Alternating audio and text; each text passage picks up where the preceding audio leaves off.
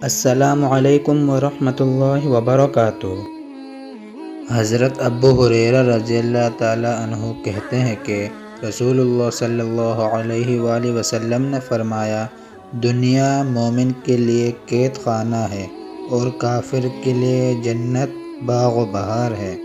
وضاحت: مفہوم یہ ہے کہ جس طرح قید خانہ کا قیدی اس قواعد و ضوابط کا پابند ہوتا ہے، اسی طرح یہ دنیا مومن کے لیے ایک قید خانہ کی مثل ہے۔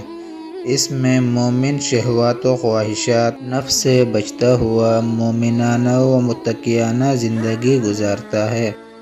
اس کے برعکس کافر ہر طرح سے آزاد رہ کر خواہشات و شہوات کی لذتوں میں مست رہتا ہے۔ گویا دنیا اس کے لیے جنت ہے، جبکہ مومن کے لیے قید خانہ ہے۔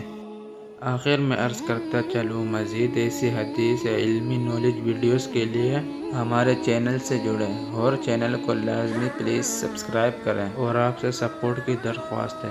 شکریہ۔